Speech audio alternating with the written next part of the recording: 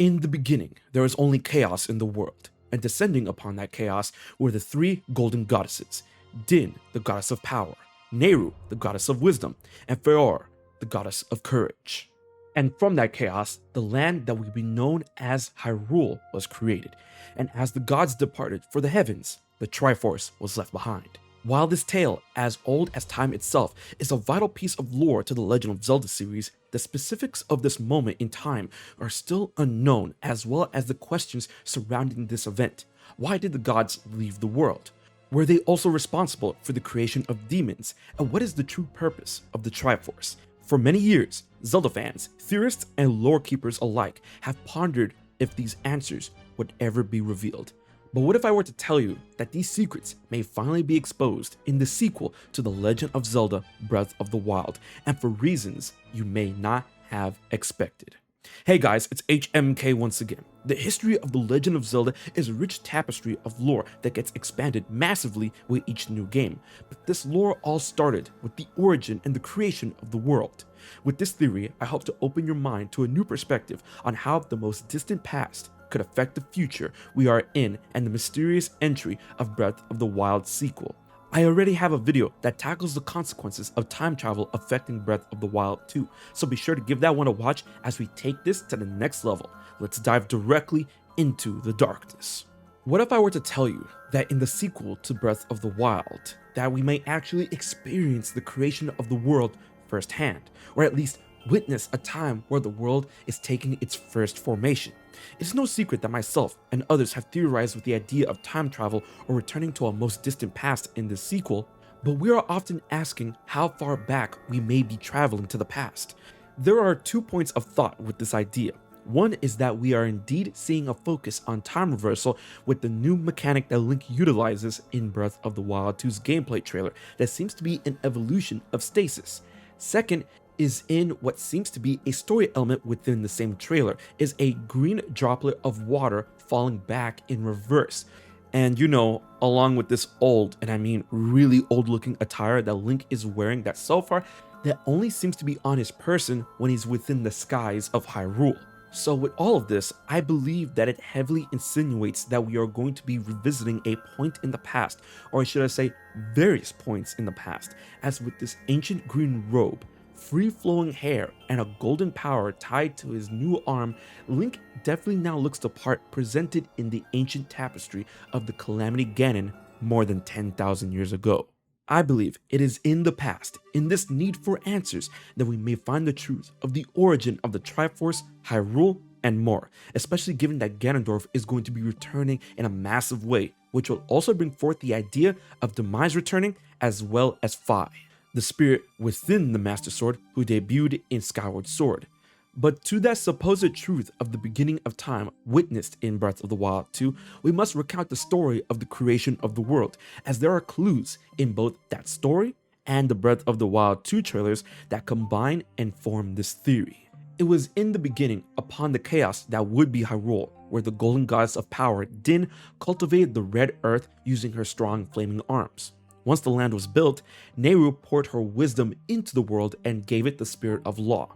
And Faecarly, with her rich soul, created all of the life forms that would uphold that law. And you know, when we analyze these aspects really quick, it's a bit poetic that each god came to this. Of course, Din, being power, used her strength to make the world. Nehru, being wisdom, is wise enough to have the utmost understanding of what should be the governing force that all should abide by. And Faecarly, being courage, spawned all life with the courage to live and thrive under that law within the world. But what does this have to do with Breath of the Wild 2? Well, let's dial it back a bit to Din creating the world. As seen in Ocarina of Time, this particular portion of events shows the destructive force of Din as she used a meteoric flame to explode and bring together what was left from the explosion and compounded it into what will become Hyrule, as further displayed by several rocks flowing into the unknown, only to be revealed as the formation of the Red Earth, as cultivated by Din. This phenomenon is actually incredibly similar to popularly accepted scientific theories on the formation of the Earth and Moon. Now, let's take this formation into account with the various rocks and particles that came together within this time of creation in order to make the world. It is truly unknown how much time had passed due to this portion of creation, as the labors are described to have started before time itself existed. What if these rocks, represented in the visual key in Ocarina of Time, could be indeed a visual of the very same rocks that came together to form the planet and the land of Hyrule, or at least being in a state of reversion that put the suspended land in a previous state? Let's say Link is able to travel back to the furthest reaches of time through the use of the sky itself, and landed within the time frame of Din constructing the world, and is able to witness her work in real time, despite no real concept of time existing at this point, only Link's sense of self and the space outside of the world. This would not only truly give us a glimpse of the age-old tale of the beginning of time within the Legend of Zelda, but it can also flesh out key elements on gods themselves and reveal secrets that were hidden from and within Breath of the Wild. Consider this: during this point in time where the world was being constructed by the goddesses, and while Din was putting the earth together, Nehru was going through her own ideals on how the spirit of law should be poured forth into the world. All of this occurring would indeed have to be tested, no? Imagine if there were beings that predate humanity, or organic life for that matter. That is where this mechanical morsel comes into play. It is definitely not a guardian, nor is it a divine beast. But what if this thing acted as the blueprint, or I should say the green print, for guardian technology?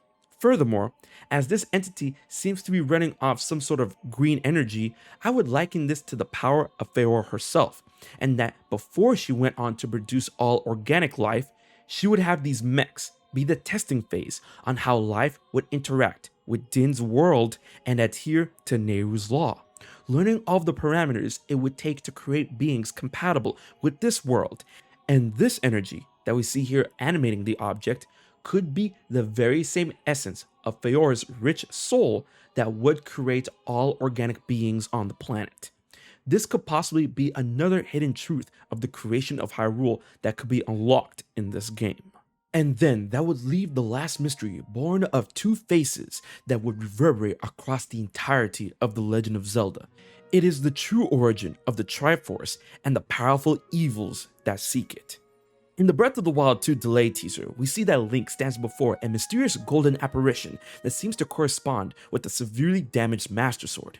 Considering that we haven't seen one of the most famous entities in all of Zelda within that of the original Breath of the Wild, I have a feeling that this golden essence could be tied to or be the primordial form of the Triforce, or at least a part of it. As if we are going with the idea that we are witnessing the beginning of time for Hyrule, then we'll have to experience the creation and herald of the most sacred relic itself in this time, and that it could be possible that this light may either be tied to the truth of the sacred realm where the Triforce first rested, or that each labor by the goddesses were completed and then one piece of the primordial Triforce essence descended upon the earth as a type of mark to signal their task had been accomplished, and that when all three events had concluded, the three essences would converge and manifest the Triforce.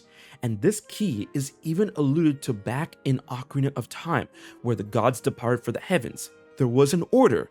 Din was first, Faecarly was second, and Nehru was third, which would go in line with this theory in explaining that despite the legend stating that Din created the land, followed by Nehru bestowing the spirit of law, and then finally Faecarly creating the life forms. The reality is that Faecarly may have started her task before that of Nehru in testing how life would function in accordance with Din and Nehru's machinations, and that Nehru would finally adjust the spirit of law after seeing how Din and Faecarly completed their parts. In this sense, we could learn more about the purpose of the Triforce and why Nehru's law may have been the true last labor, as the final piece of the puzzle in all of this is the existence of demons, and by extension, evil itself. Evil would indeed still exist within the hearts of man due to the nature of free will, and the idea of the spirit of law would have needed to be upheld. But to explain the existence of demons would be a whole other case, as we must ask ourselves, did demons exist within the chaos that became Hyrule, and that the gods descended and creating the world basically built a lush land on top of the domain once ruled by demonkind, and that the Spirit of Law was created in observation of how demons acted in order to undermine their existence? That would indeed explain why the demons came from a realm beneath the earth of Hyrule, as well as Demise' utter hatred for them and his need for the Triforce itself in order to take back what he deems is rightfully his. This will also explain a couple of other things. One is how Demise is an entity that conquered time itself. This is due to him existing before time itself began within the chaos that existed before Hyrule. Secondly, this will actually explain the need and properties of the Triforce itself. The gods knew that they couldn't take away the life of demons themselves, and that they could only cover them up. This is why they created the Triforce in order to be the ultimate failsafe for mortals to use against demonkind. But in order for the relic to truly be pure and have the prowess to possibly end any and all conflict against demons, it had to exist to be used by any of their creations, whether they are good or evil, and that good faith excludes the gods themselves from wielding such a force. Which makes you truly think that as great as the gods are, perhaps they lack one ability to take life away from others, which would explain why the gods can't use the Triforce, as that would grant them a power beyond that of their own providence and understanding. Furthermore, this would explain why the Triforce is tied to the providence of Hyrule itself. It is because it acts as a force that ties and keeps the world together in an effort to keep the borders between the land and the demon realm closed. As long as the Triforce exists, then the land would stay strong and limit the notion of demonic entities from entering Hyrule. And lastly, it will explain why Demise would be able to wield the might of the Triforce. Why would the gods allow such a vile entity to utilize such a force? And that is because, honestly, they can't do anything about it. If we're going with this line of theories, the Demise actually predates the Triforce itself. So, by that idea and logic, Demise would be outside of the rules and limitations of the relic, which would add to the double-edged fallacy of the Triforce's existence, in it being a failsafe needed against demons when demons themselves are able to wield it. This massive truth, should it be the truth, should it be revealed, would add so much to the complexities of the history of The Legend of Zelda and make for an insane revelation tying to the missing elements from Breath of the Wild for the release of the sequel, and possibly fleshing out and finally bringing everything together in this ambitious, latest and greatest Zelda game. But then again, only time will truly tell. Thanks for watching this theory. Do you believe time will play a key factor in the sequel to The Legend of Zelda Breath of the Wild?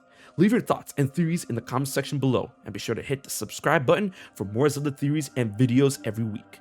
Big thanks to my Patreon supporters for making this video happen. If you want to support HMK for just $1 a month, check out the info in the description box below. Alright guys, until the next video, this has been HMK, and I will check you guys later.